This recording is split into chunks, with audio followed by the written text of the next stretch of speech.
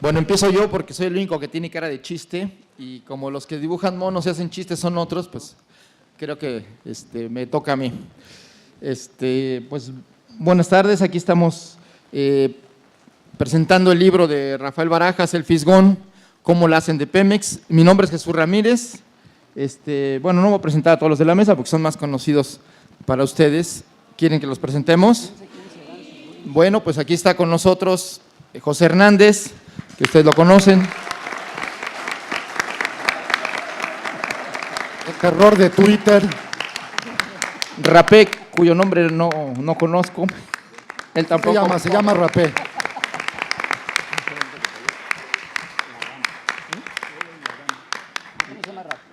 No, Rapé. ¿Y la dama? La dama. La dama con nosotros, por favor. Hola. Y bueno, pues el Fisgón con nosotros. Rafael Barajas. O desbarájemela más despacio.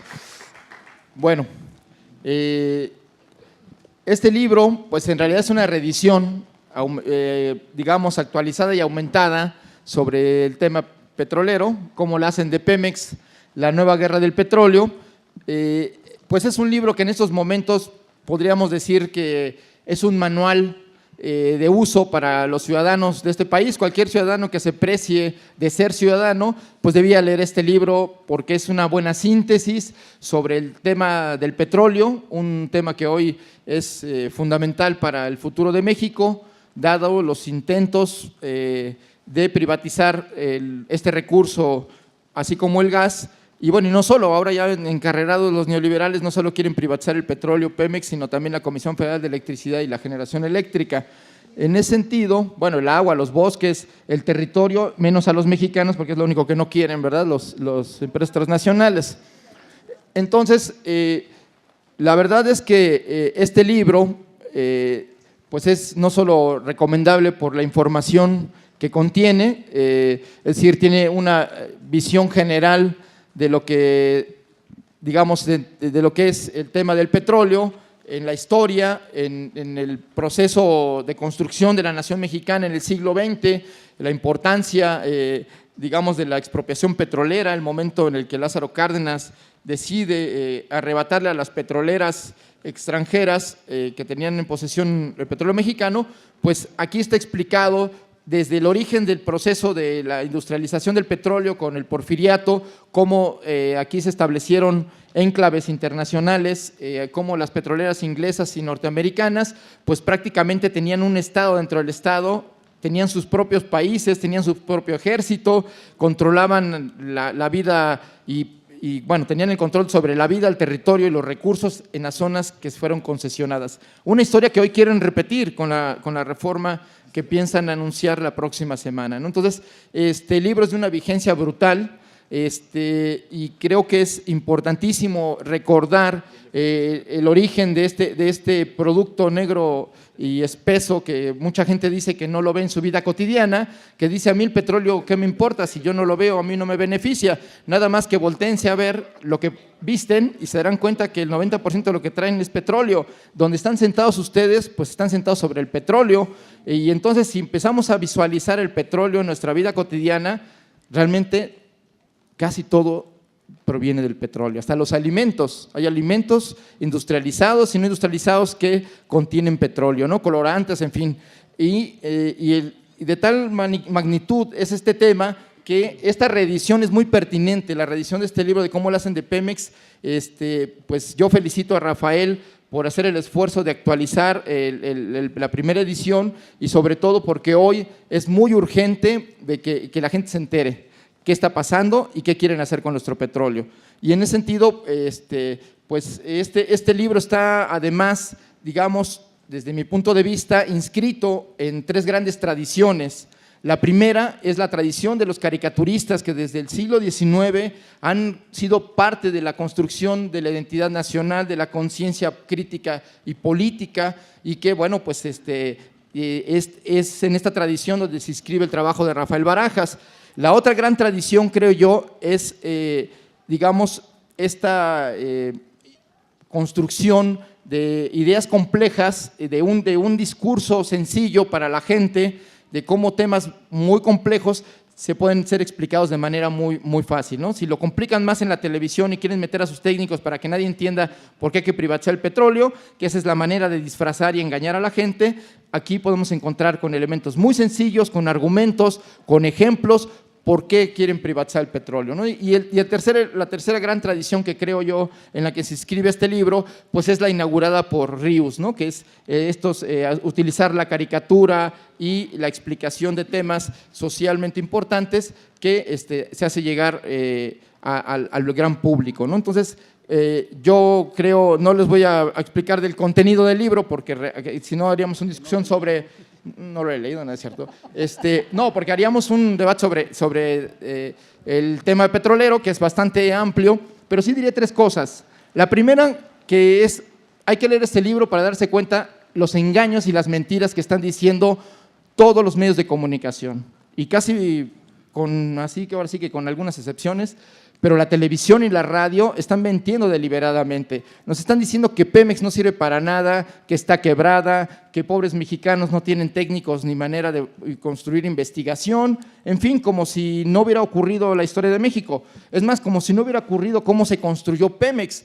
Pemex, cuando fue la expropiación petrolera, no había técnicos, no había industria, eran prácticamente chatarra lo que se expropió. Sin embargo, a partir de la investigación, de la participación del Instituto Politécnico Nacional, de la Universidad Nacional Autónoma de México, de la creación del Instituto Mexicano del Petróleo, se desarrolló una de las mejores ingenierías del mundo, incluso aportes tecnológicos. Pemex, para el momento de auge, estamos hablando a finales de los años 70, era una de las principales empresas aportadoras de tecnología y de investigación científica. Entonces, no es verdad que incluso las petroleras en 1938 hicieron un vacío, un boicot, apostando a que México no era capaz ni siquiera de hacer gasolina.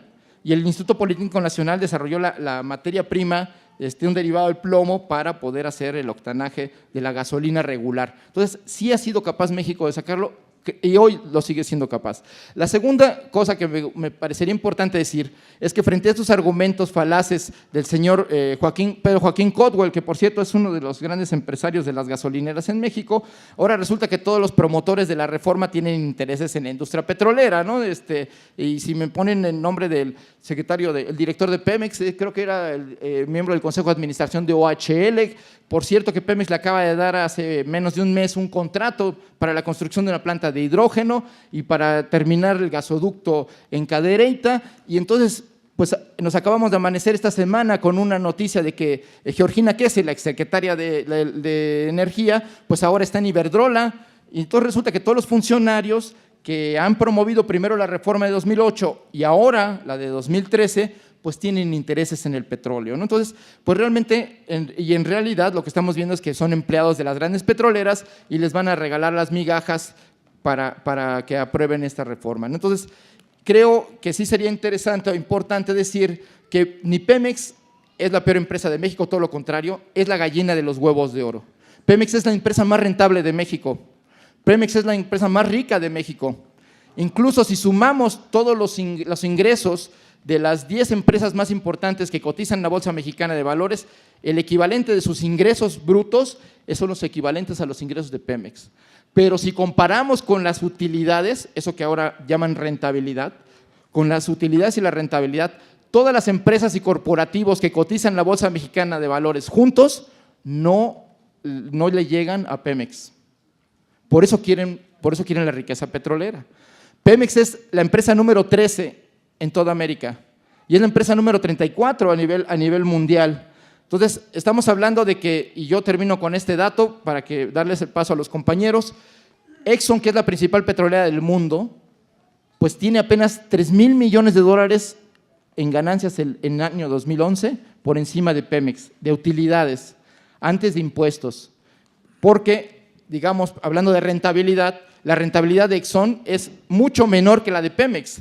Exxon vende, digamos, con datos del 2011, $446,000 millones, ya reduciendo los costos de operación, los impuestos que tienen que pagar en otras naciones, etcétera, etcétera. Su utilidad es algo así como $79,000 millones. casi una cuarta parte de todas sus ventas. Pemex, que vende una cuarta parte, es decir, más o menos 115,000 millones de dólares en 2011, sus utilidades fueron, antes de impuestos, de 76,000 millones de dólares. Estamos hablando que es la gran empresa, la más rentable empresa petrolera del mundo. Y entonces lo que está sucediendo es que hay un control de los medios de comunicación y de la información técnica para venderle la idea a los mexicanos de que entreguen su petróleo.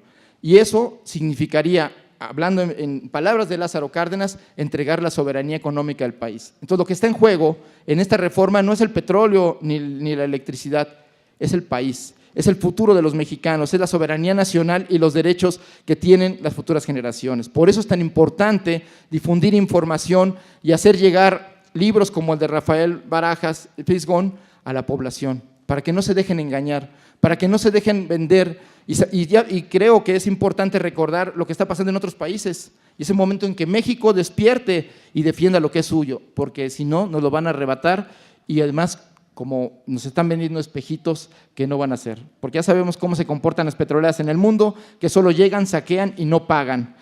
Y es el modelo minero. Y por decir algo, ya para terminar, así un dato más, si sumáramos lo que dejan de pagar las mineras con su producción el año pasado, es el equivalente de lo que Pemex paga en impuestos. Nada más para que vean que sí hay dinero, solo que se beneficia a una minoría con un gobierno que está a su servicio. Entonces, pues es hora de que los mexicanos despertemos y como dice la nueva guerra del petróleo, que no se convierta en una guerra contra México, sino una lucha de los mexicanos por la defensa de su soberanía y sus derechos. Si recordamos lo que fue la guerra del agua y la guerra del gas en Bolivia, que ahí se zanjó el cambio político y social y cultural en Bolivia, fue la defensa de los recursos naturales. Recordemos lo que hicieron los bolivianos en el año 2002, y después lograron el cambio político y cambiaron el régimen político, incluso la constitución y un nuevo estado. Pues tomemos el ejemplo de lo que hicieron en Bolivia y hagamos que esta guerra del petróleo sea una guerra a favor de los mexicanos, sea una lucha por la reivindicación de los derechos de los recursos naturales en beneficio de todos. Muchas gracias y les recomiendo leer este libro.